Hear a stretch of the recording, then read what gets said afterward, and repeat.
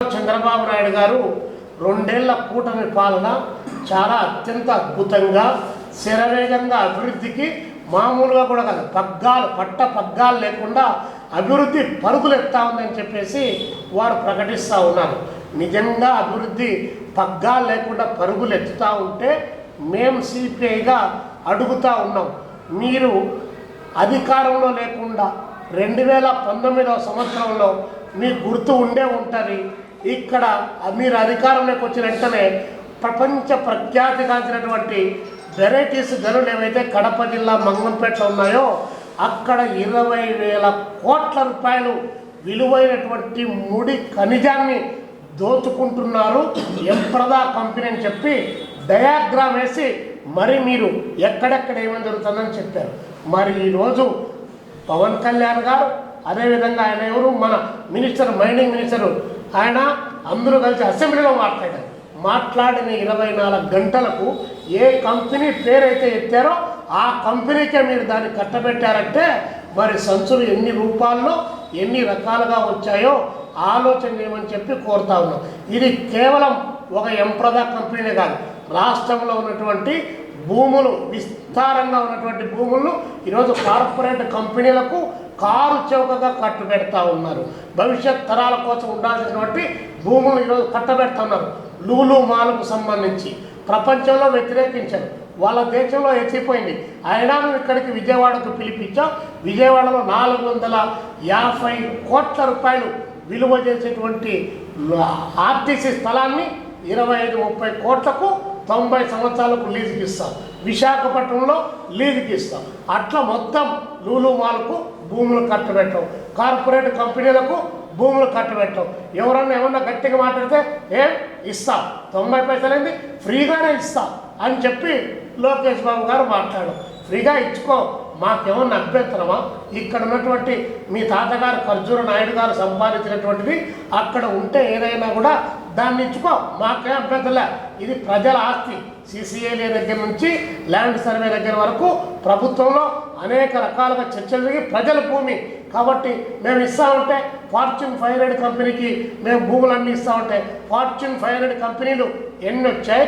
వచ్చిన దాంట్లో ఉద్యోగాలన్నీ, ఉపాధి ఎంత, రాష్ట్రానికి వచ్చిన ఆదాయం ఎంత, ఇది కదా లెక్కలు చెప్పాల్సింది. ఇవి చెప్పకుండా మేము అధికారంలో ఉన్నాం పంచుకుంటా పోతామని చెప్పి మళ్ళీ మీరు నీతులు చెప్తా ఉన్నారు. జగన్మోహన్ రెడ్డి అమ్మకానికి పెట్టాడు, మేము దీన్ని నిలబెట్టని. జగన్మోహన్ రెడ్డికి మీకు ఏమీ తేడా లేదు అమ్మకాల్లో. మీరు తేడా ఉందని చెప్పి మీరు అనుకుంటే 1 by 1 విశాఖ స్టీల్ ప్లాంట్ దగ్గర నుంచి, నక్కపల్లి బల్క్ డ్రగ్ పరిశ్రమ దగ్గర నుంచి, విజయనగరం పెల్లో ఏరియస్ కంపెనీ దగ్గర నుంచి, కడప స్టీల్ ప్లాంట్ దగ్గర నుంచి, అనంతపురం లేపాక్షి వరకు ఎక్కడ ఏ ప్రాంతంలో ఎన్ని వందల ఎకరాలు మీరు కట్టబెట్టారు. చివరికి రాజధానిలో ఉన్నటువంటి భూములను కూడా మీరు ఎలా కట్టబెడుతున్నారనే దాంట్లో ఈరోజు మా దగ్గర పూర్తి వివరాలతో మేము చెప్పడానికి ఇస్తాం. కాబట్టి ప్రభుత్వం చెప్పేటువంటిది ఒకటి, ఆచరణలో చేసేటువంటిది మరొకటి పద్ధతిలో ఈ ప్రభుత్వం ప్రయత్నం చేస్తుంది. ఈ నేపథ్యంలో భారత కమ్యూనిస్ట్ పార్టీ సిపిఐగా మేము ఆగస్టు 6వ తారీఖు నుంచి 15వ తారీఖు వరకు రాష్ట్ర వ్యాప్తంగా 28 జిల్లాల్లో కూడా పెద్ద ఎత్తున ఒక ప్రచార క్యాంపెయిన్కు శ్రీకారం చుట్టాం.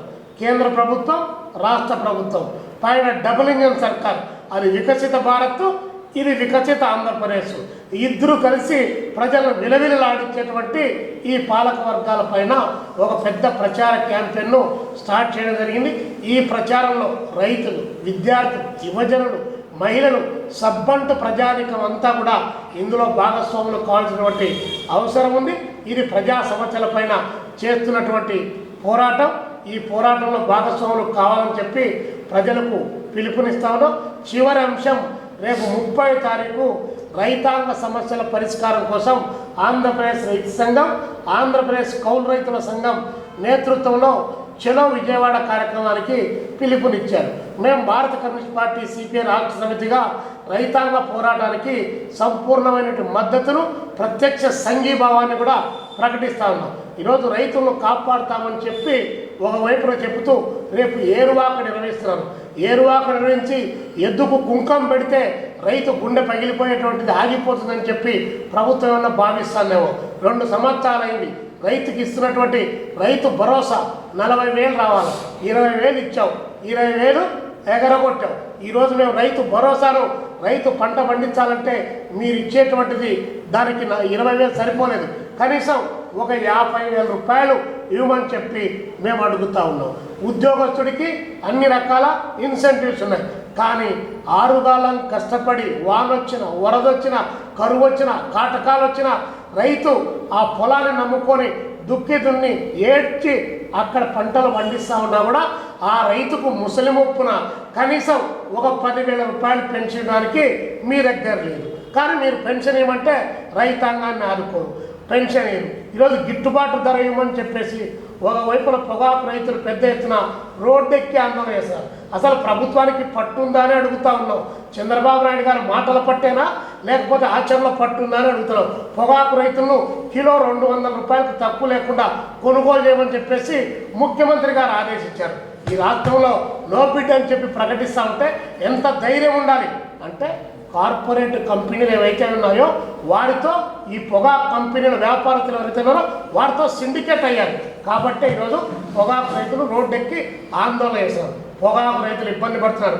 ఇదే అనంతపురం జిల్లాలో, ఇదే రాప్తాడు చుట్టుపక్కల కూడేరు దగ్గర నుంచి అనేక ప్రాంతాల్లో మనం పోయి పొలాలు చూస్తే 500 చీని చెట్లు, 1000 చీని చెట్లు, 5 ఎకరాలు 10 ఎకరాలు వేసుకున్నటువంటి రైతు గగ్గోలు పలకరిస్తే కన్నీళ్ళ పర్యంతం చెబుతున్నాడు. ఏడవడానికి కన్నీళ్లు కూడా రానటువంటి స్థితిలో ఈరోజు రైతు అల్లాడిపోతున్నాడు. అలాంటి రైతును ఆదుకోమని చెప్పి వారికి 5 లక్షలు 8 లక్షలు పెట్టుబడి పెడితే ఆ రైతాంగాన్ని ఆదుకోవడానికి ఈ ప్రభుత్వం ఏమాత్రం కూడా పట్టించుకోలేదు. 2 లక్షల రూపాయలు రుణాన్ని ఒక్కమారు రద్దు చేయమని చెప్పి డిమాండ్ చేస్తూ ఉంటే రైతాంగానికి ఇచ్చేటువంటి డబ్బులు అది పెద్ద భారం అవుతుందంట. కానీ కార్పొరేట్ కంపెనీలకు మాత్రం 16,50,000 కోట్లు వారికి రద్దు చేసి వారికి ఊడిగం చేసుకునే పద్ధతిలో ఈరోజు ప్రయత్నం చేస్తున్నారు. కాబట్టి మేము డిమాండ్ చేస్తున్నాం, రైతులందరూ కూడా ఏ రైతైనా సరే, దానిమ్మ రైతు మొదలుకొని, పొగాకు రైతు మొదలుకొని, జీడి పిక్కల రైతు మొదలుకొని, టమోటా రైతుల వరకు అన్ని రకాల రైతాంగం రేపు 30వ తారీఖు విజయవాడకు రమ్మని పిలుపునిస్తూ ఉన్నాం. మీరు ఊరుకుంటే ఈ ప్రభుత్వాల పలకం మీ భుజాలపైన చెల్లకోలు ఉండాలి. ఆ చెల్లకోల తీసుకొని విజయవాడ కేంద్రానికి రావాలి. పాలక పక్షాలు పలక్కున్న మాటలతో చెప్పి లెటర్లు రాస్తున్నాం, ఉత్తరాలు రాస్తున్నాం అనేటువంటి ప్రభుత్వాన్ని కొడితే బొడ్డు చుట్టూ మన ఉద్యమం ద్వారా వాతలు పడాలి. ఆ వాతలు పెడతారని, రైతులు తిరగబడతారని భయం ఉంటేనే ఈ పాలక ప్రభుత్వాలు పలుకుతాయి తప్ప లేకపోతే లేదు.